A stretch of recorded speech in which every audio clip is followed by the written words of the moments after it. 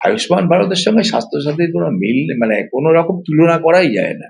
ওটা যারা করছে তারা মূর্খ। মমতা ব্যানার্জি চেষ্টা করতে পারেন, কিন্তু বাংলার মানুষ আর তাকে কোনোদিন ক্ষমতায় আনবে না। মমতা ব্যানার্জিকে ওই কালীঘাটেই বসে থাকতে হবে।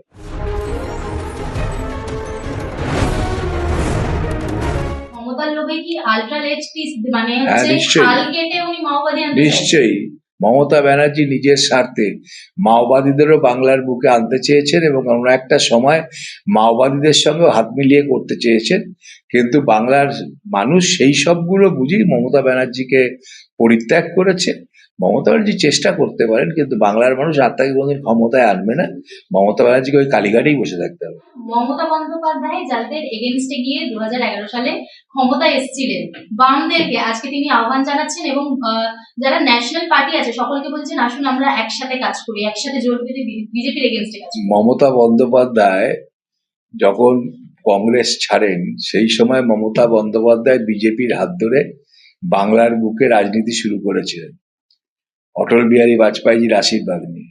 পরবর্তীকালে সেই বিজেপিকে ছেড়ে দিয়ে কংগ্রেসের হাত ধরেছিলেন, আবার কংগ্রেসকে ছেড়ে বিজেপির হাত ধরেছিলেন, আবার বিজেপিকে ছেড়ে আবার অন্যদিকে ওনার নিজের স্বার্থের জন্য উনি বারে বারে হাত ধরেছেন আর ছেড়েছেন। যে একদিন যে সিপিএম এর বিরুদ্ধে লড়াই করে তার দাপট দেখিয়ে তিনি বাংলায় এসেছিলেন, আজকে নিজে বাঁচবার জন্য সেদিনের চোর বলা সিপিএম কি হাতে নিতে চাইছেন। বাংলার মানুষ মমতা ব্যানার্জিকে চিনে গেছেন। মমতা ব্যানার্জির আর বাংলায় ফিরতে হবে না, যেখানে আছেন সেখানেই থাকবেন। বাংলার রাজনীতিতে মমতা ব্যানার্জি আর ফিরবেন। নবান্ন সেজে উঠেছে গেরুয়া রঙে, কি বলবেন?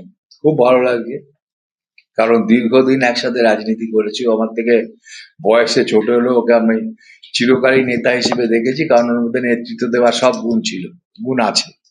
সুতরাং শুভেন্দু অধিকারী এবং সব থেকে বড় কথা হচ্ছে গ্রাম বাংলা থেকে উঠে আসা একটা ছেলে, মেদিনীপুরের গ্রাম থেকে উঠে আসা একটি ছেলে বাংলার মুখ্যমন্ত্রী হয়েছে।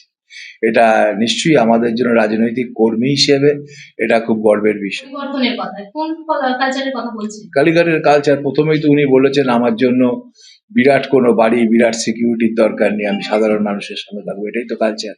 কারণ কালীঘাটের পিসি ভাইপো যাওয়ার সময় যে পুলিশের পাহারার মধ্যে দিয়ে যেতে হয়, আজকে শুভেন্দু অধিকারী বলেছেন আমার জন্য এগুলো করতে হবে না, এটাই কালচার।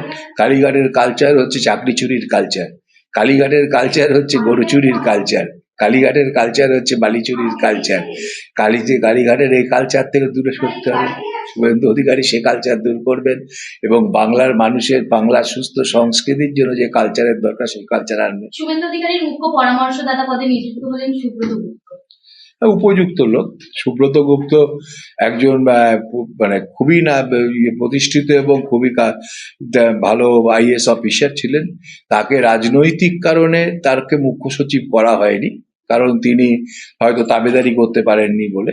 সেই মানুষটাকে সম্মান দিয়ে তার যে ক্ষমতা, তার যে অভিজ্ঞতাকে কাজে লাগানোর যে চেষ্টা করা হয়েছে, আমি মনে করি এটা বাংলার জন্য খুব ভালো হয়েছে। কিন্তু মমতা বন্দ্যোপাধ্যায় তার হার স্বীকার করতেই নারাজ। এটাও তো একটা কালীঘাটের কালচার, সমস্ত কালচারকে হারিয়ে দিয়ে উনি এই কালচার উনি সরবেন না। বাচ্চা ছেলেদের মতো যেমন করে বাচ্চারা, ঠিক সেই রকমই করছেন ওনার। আসল কথা ক্ষমতার বাইরে চলে গিয়ে একটু মাথার রোগ দেখা দিয়েছে, এটা সময় লাগবে স্যার। বিভিন্ন রকমের যোজনা আজকের লাইভের দ্বারা শুভেন্দু অধিকারী মহাশয় মানে মুখ্যমন্ত্রী আমাদের তিনি ঘোষণা করলেন।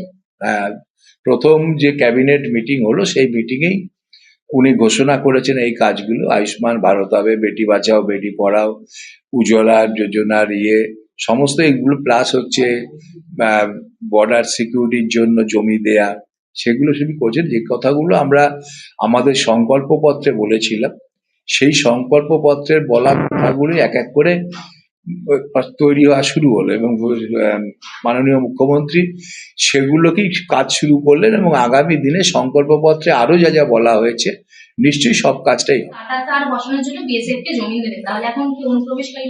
নিশ্চয়ই নিশ্চয়ই। এটা তো আমরা বহুদিন ধরে বলে এসেছিলাম যে কাঁটাতারের জমিটা দেওয়ার জন্য বিএসএফ বারবার রিকোয়েস্ট করেছে, কিন্তু মমতা ব্যানার্জি দেননি। কারণ মমতা ব্যানার্জি জানতেন যে এই অনুপ্রবেশকারীদের ভোটেই উনি জিতছেন, তাই জন্য অনুপ্রবেশকারীদের প্রবেশ করানোতেই ছিলেন। এবার অনুপ্রবেশকারীরা ভোট দিতে পারেনি, উনি হেরেছেন।